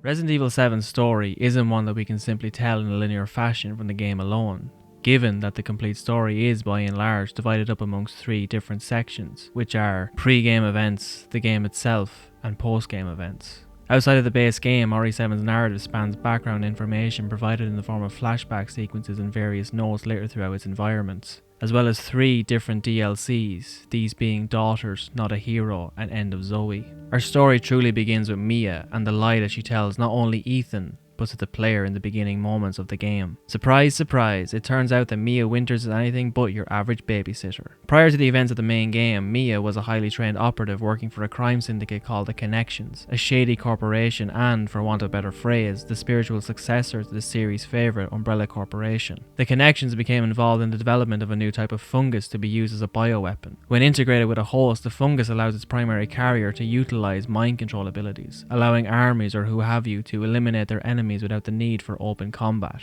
The Connections refined the fungus development through 5 different lines until they reached their most advanced version, the E-type, or Evelyn for convenience purposes. It didn't take long, however, for the BSAA, the in-universe bioterrorism counter-unit, to catch on to what the Connections were up to and launch an attack with the goal of destroying any and all research and development of the mold. This event forced the Connections to put Evelyn into hiding, sending her on board the Annabelle and assigning a security detail made up of both Mia Winters and Alan Droney, who posed as her parents. The E-series mold is an interesting spin on the typical virus trope of Resident Evil games, marking the first time in the series that the new virus hasn't arrived in a vial or test tube, but in the form of a sentient being, a little girl for that matter, complete with her own feelings, wants and desires. It doesn't take long for Evelyn to go rogue and start killing everyone on the ship in the process, Alan included. But why is she doing this? Well, it's because she's tired of living in a lab. Because she wants a house and a family. Evelyn's onslaught culminates with Mia being infected with the mold virus and a freak storm ripping the Annabelle apart, casting both her and Evelyn out into the ocean. This information is relayed to the player through our final VHS tape, which also happens to be the one tape in the game that outright avoids using the found footage narrative device, instead opting to go the route of a flashback sequence. I can't really fault Capcom for choosing to do this. Yes, the found footage device was a brilliant inclusion and one that desperately deserved more love and attention, but given the narrative context of this tape and what it is Capcom are trying to achieve with it, a flashback seems the most understandable way to go. I'll be honest, if the Mia tape required you to truly suspend your disbelief in order for it to work within the confines of found footage, this tape would have been next to impossible to pull off. A few days later, the quiet and caring Baker family rescue both Mia and Evelyn from the Annabelle wreckage and take them into their home until they've recovered enough to move on. This is the Daughters DLC and puts us in the shoes of Zoe Baker, the only member of the Baker clan who doesn't appear to fall victim to Evelyn's power. It doesn't take long for Evelyn to take control either, as within minutes of her arriving in the house, Marguerite starts to vomit bugs and Jack sets off on a rampage in an attempt to usher his children to Evelyn's gift. Daughters has 2 endings, a bad ending and a true ending. The bad ending, most likely the one you'll witness the first time around, sees Zoe trying to escape her deranged family by taking the SUV from the garage. She's cornered by Evelyn at the last second, however, and in her moment of hesitation is pulled from the car by Jack, who then savagely beats her. It's an incredibly harrowing scene as again we witness this through the eyes of Zoe. that first-person perspective really working its magic in making me feel completely unnerved. Daughter's true ending plays out a little differently, with Zoe escaping through the back door and finding Mia in the trailer, along with a note that explains how to develop a serum to counteract Evelyn's power. After being cornered by Evelyn in the trailer, the scene cuts to the following morning, where the bakers seem to have returned to normal.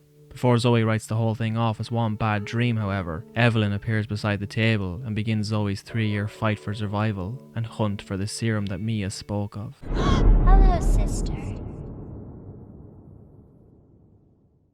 I personally love Daughters, not only because it provides some well-needed character development for Zoe Baker, but because it gives us a real look at just who the Baker family were before falling victim to Evelyn's power. My real point of criticism with Daughters, however, is to do with its length. The DLC is criminally short, taking roughly 20 minutes to get through the first time around and then about 13 minutes on repeat runs, as you'll have a better idea of what to do and where to go. On the one hand, I can understand the decision to keep Daughters a short experience. After all, this is post-game content that is concerned with discussing pre-game events. We're already aware of Evelyn's power, of the Baker's inevitable downfall, and of Zoe's fight for survival. But I believe that the appeal of this DLC isn't to do with how Evelyn came into contact with the Bakers, but how she took control of them. Rather than setting this DLC over the course of one night in the Baker house, the self-contained narrative could have benefited so much more had it been spread out over the course of a couple of days, a week at most. Beginning with Jack returning from the wreckage with Evelyn in hand, the DLC could have followed Zoe as she does general tasks around the house and property while interacting with each of the 3 other Bakers. Not only would this have given more character growth to each of the Bakers individually, but also allowed Capcom to explore the family dynamic between them, as a note on Lucas's computer hints at the fact that the Bakers are anything but a perfect family.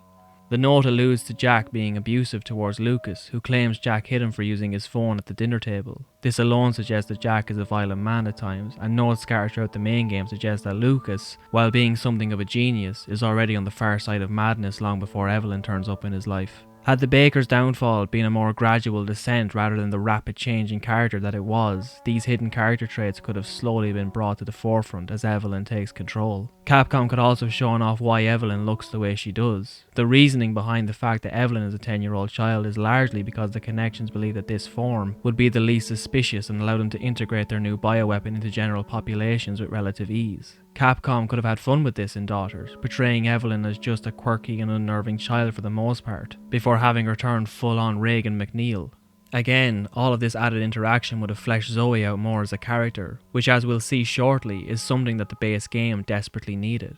All in all though, Daughters is a fantastic added inclusion to the base game, and well worth playing had you found yourself invested in the story. The narrative picks up 3 years after the events of Daughters, where Ethan Winters receives an email from his missing wife Mia telling him that she's in Dulvey, Louisiana and waiting for him to come and get her. Of course, after arriving at the ranch, Ethan realises that things are worse than he had originally anticipated, and now finds himself trapped in a madhouse full of vicious psychopaths all trying to kill him. The bulk of the narrative follows Ethan as he hunts down the missing ingredients for the serum, avoiding the Baker family wherever possible, and being aided by Zoe, who communicates with Ethan via telephone scattered throughout the property. This is, for the most part at least, the only real form of communication that Ethan, and in turn the player, have with Zoe, as she doesn't make her first in-person appearance until the end of the Baker Ranch segment. There are some minor details that allude to who Zoe is and the kind of life she's been living since the arrival of Evelyn, most of which is found in the trailer, but there's nothing incredibly tangible to work with here, and that's a major factor to consider when discussing what is arguably the most divisive part of Resident Evil 7's narrative. After rescuing both Mia and Zoe from Lucas's clutches, Ethan is forced to fight Jack for a 3rd time. In order to take him down for good, must use one of the 2 serums that Zoe was able to create, leaving Ethan with a heavy decision to make. Yet another major staple in the survival horror formula is that of multiple endings, and Resident Evil 7 is no stranger to the concept. In RE1, the ending you received was determined based on how many of the main cast make it to the end of the game. At certain points throughout the story, the support characters, Rebecca in the case of Chris and Barry in the case of Jill, can be killed, but saving them is somewhat optional, or, if you want to be really pedantic about it, left entirely up to chance. Likewise, with saving either Chris or Jill, depending on who you chose to play as, requires you to pick up 3 MO discs to unlock a pretty advanced prison cell. In RE7, our ending is determined by a choice: cure Mia or cure Zoe. It is a difficult choice to make. Whoever doesn't get the cure isn't escaping the farm. Now, indulge me if you will, as I explain to you why curing Mia is the only reasonable choice to make in this situation. Narratively, it just makes sense. The only reason Ethan happens to be on the Baker farm is to find and rescue Mia. She's his wife, the personal and emotional stake in the story. Yes, she has tried to kill us twice, but that hasn't knocked Ethan's feelings towards her, which is obvious from how he responds to the Mia tape and from this little line of dialogue he has as you approach the pier. I'm coming, Mia. Even I had developed something of an emotional bond to Mia at this point and found myself going to untie her first before untying Zoe. Outside of helping you throughout the game, stitching Ethan's hand back on and telling you where you should go next, Zoe's presence up until this point has barely been felt. We don't really know much about Zoe, and as I've already said, exploring and reading her notes in the trailer does give us a brief glimpse as to the kind of person she is, but it is incredibly fleeting. On top of this, given how brief her interactions are with Ethan, there isn't a huge amount of effort put into developing a relationship between them, and the only reason Ethan trusts Zoe is because she isn't actively trying to kill him. What I'm saying here is that curing Zoe is the most out of character move that Ethan could pull. I understand the drive to incorporate multiple endings into RE7's story, but I think Capcom could have gone about this a different way entirely, maybe something along the lines of how Silent Hill 1 approaches its multiple endings, requiring you to complete an optional mission or collect a specific item that can be used later. The choice approach could even have worked had they justified it more, had Zoe been more physically present in the game, if there was more time allowed for her and Ethan to form a real, genuine connection, and in turn with the player much the same way we do with Mia, then it would create more conflict and raise the stakes surrounding the choice itself. But even if that were the case, the choice still falls flat given where the narrative goes immediately after you've made it. After making the choice and escaping the Baker Ranch, Evelyn capsizes the boat and we wind up outside the wreckage of the Annabelle playing as Mia. This plays out the exact same way regardless of whether you chose to cure Mia or cure Zoe, and had you chosen the latter it makes absolutely zero sense as to why Mia is even here. And aside from that fact, I'm fairly certain that in doing so the developers are actually breaking a few of RE7's narrative rules. Zoe makes it pretty clear that neither her or Mia will be able to escape from the ranch as long as they're infected, hence the need to create the serum, and if we were to fully embrace that logic, then it stands to reason that Mia should never have been able to leave the pier in the first place. She simply shouldn't be at the ship. Yes, you can argue that maybe the ship is close enough to the ranch that Mia could technically be there without completely destroying the narrative, but as far as I'm aware, it's not confirmed how far Ethan and Mia travelled from the Bakers before finding the ship. It is very clear that Capcom had only one specific ending in mind when creating Resident Evil 7, a point proven by both the End of Zoe DLC and Resident Evil 8 Village. But if we were to look at this from the perspective of RE7's initial release, where there was no DLC and no sequel, it completely derailed whatever supposed weight the choice was supposed to have, and hints at the fact that the multiple endings are only present here because they're part of the survival horror formula, and not to serve any grander narrative purpose. I understand the desire to chase the alternative ending,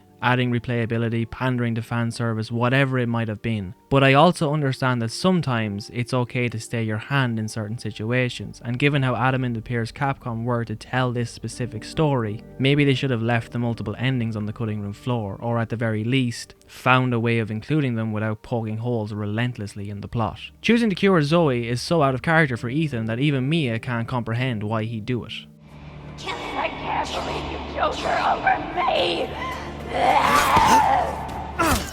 After waking up at the ship, Mia comes face to face with Evelyn and is forced to remember who she was before arriving at the Baker Ranch. After viewing the old videotape and living out the flashback, Mia has to make her way to the lower sections of the ship to rescue Ethan from Evelyn. Upon finding Ethan, however, the game transitions to a strange, dreamlike sequence where Ethan has a good old-fashioned sit-down with Jack Baker in the Baker's living room. Jack, seemingly back to normal, explains how Evelyn's infection slowly takes control of its victims, and we can clearly see how Jack's been affected psychologically by his actions while under Evelyn's influence. It's a wonderfully macabre detail that serves to both humanise Jack and show just how damaging Evelyn's control was on the family, with Zoe recoiling and moving away from Jack when he reaches out to touch her leg, clearly showing that Zoe is very much traumatised by the last 3 years of her life. This is most definitely unique for the series and rather touching. After all, I can't imagine Chris Redfield or Leon Kennedy sitting down with a zombie and asking them how being infected by the T-virus made them feel. But even with that said, it is very much a point-blank exposition dump, with Jack more or less summing up what it is Evelyn wants, on the off chance you might have missed it during Mia's flashback.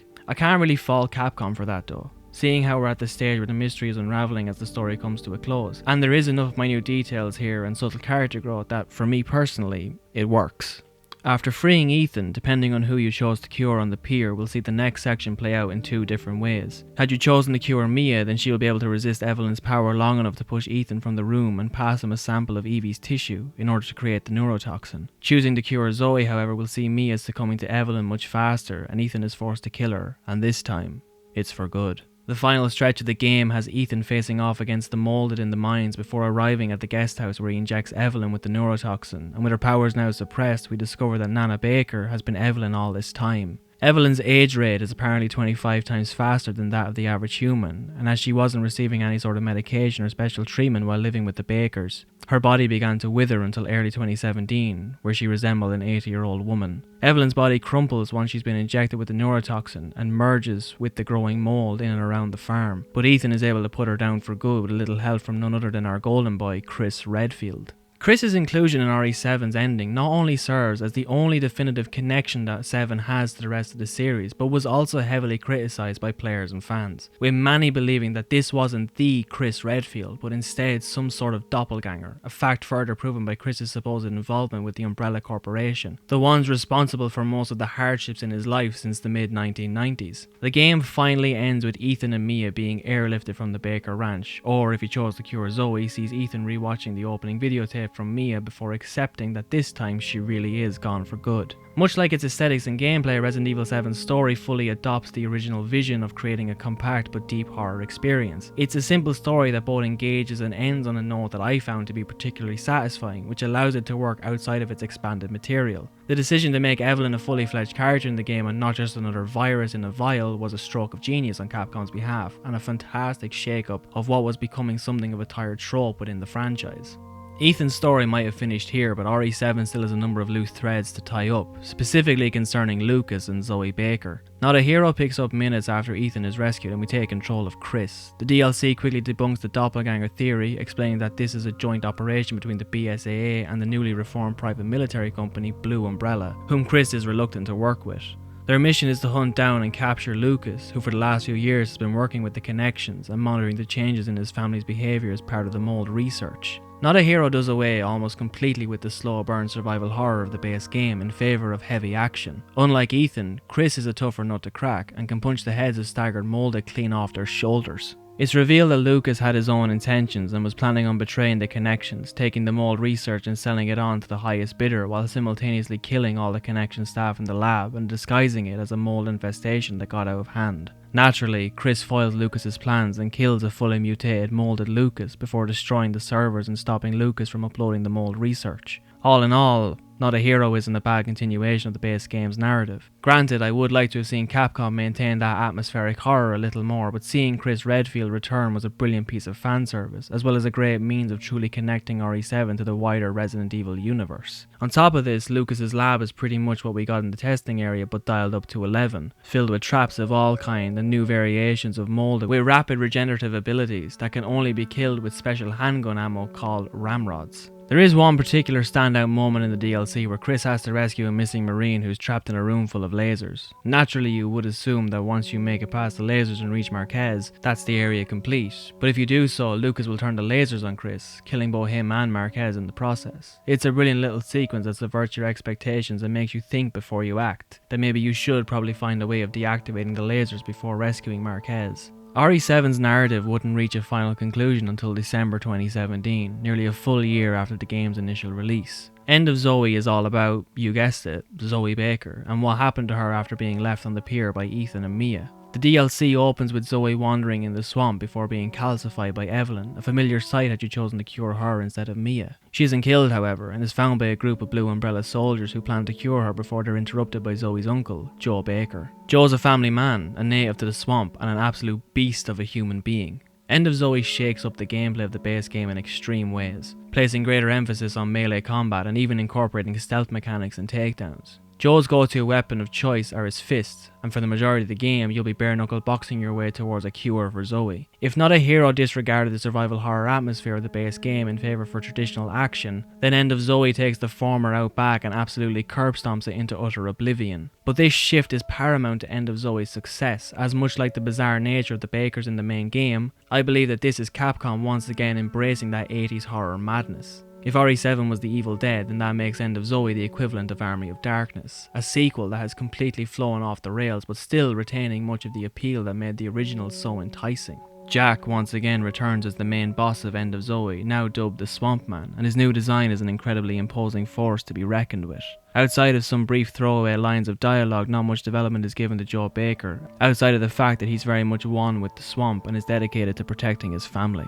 The biggest issue that I have with Joe is that seeing how wrapped up he is in family and protecting Zoe, how is it that he was never aware of Evelyn's influence on the Bakers for the 3 years that she lived on the ranch? It's never outright explained, and from the way Zoe speaks to Joe about that time, it's obvious that Joe never caught wind of what was happening, let alone knew that Evelyn even existed, leaving this ambiguous plot development up for the player to interpret in their own way. Are we then to assume that Joe never spoke to the family for the 3 years that Evelyn was in control? Or is it a case that while Joe was around the Bakers, Evelyn was able to project a hallucination onto him, where he would see everything as business as usual? Not a bad idea until you consider the fact that in order for Evelyn to do this, Joe would have to have been infected with the mold, which, as far as I'm aware, he wasn't. If I'm being completely honest here, I don't think the narrative was the main concern when developing End of Zoe, and comes across more as Capcom providing a fun conclusion to the base game. The conclusion itself sees Zoe being cured completely of the mold and receiving a phone call from Ethan claiming that he didn't forget about her and sent Chris to find her. Meaning that Resident Evil 7 ends on an incredibly positive note, where pretty much all of its main heroes, Ethan, Mia and Zoe, survive. Of course, hindsight being what it is, I say that with a massive asterisk beside it, but looking at Resident Evil 7 and its wider content in isolation, then yes, this is a surprisingly happy ending for everybody involved, and one that left me feeling relieved and utterly satisfied. Thank you, Ethan.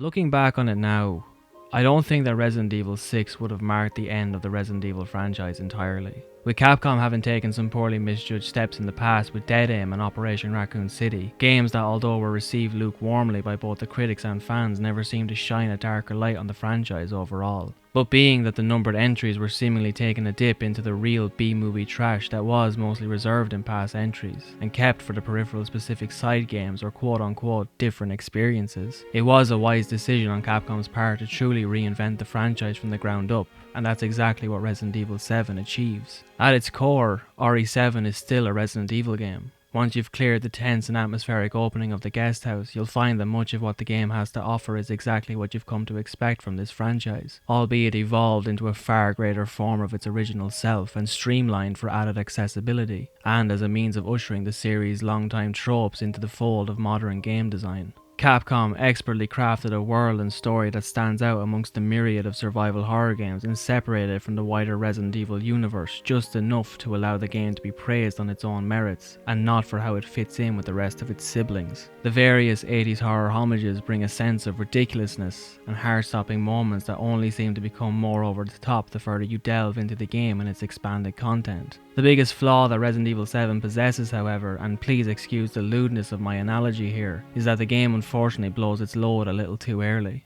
Much of RE7's greatness comes at you within the first hour of playtime, and sadly the game struggles to maintain that constant excitement and terror for the entirety of its runtime. Coupled with the glaring plot inconsistencies that arise from a decision to not deviate from that classic Resident Evil and survival horror formula, and several unique and bold concepts that are either mistreated in the final half of the game and outright forgotten, and Resident Evil 7 becomes a title that is certainly dogged with scuff marks and scratches. But I ask you, what masterpiece isn't without its flaws? Blade Runner, Breakfast at Tiffany's, Alan Wake, Forbidden Siren. This last one might be reaching, but even Shakespeare's Hamlet has its issues. But what it is about these pieces of media, these crafted stories and concepts, is that they resonate with us on an unconscious level like no other. They are the ones that keep you up at night, the ones that leave you full of ideas and theories. They're the ones that stay with you. I stand by what I said at the beginning of this video. Capcom set out to develop a game that would both reinvent one of their longest running franchises, while also bringing it back to its roots, almost as if it were a passion project for those involved in its development. What they ultimately ended up creating was a wholly unique experience that separated Resident Evil 7 from the rest of the pack, and brought survival horror into the modern age of gaming. A game that, although is just another entry in a fan favourite series, could easily have survived on its own merits had it been a standalone title. Put simply, Resident Evil 7 is a masterpiece. Flawed? Absolutely, but a masterpiece nonetheless.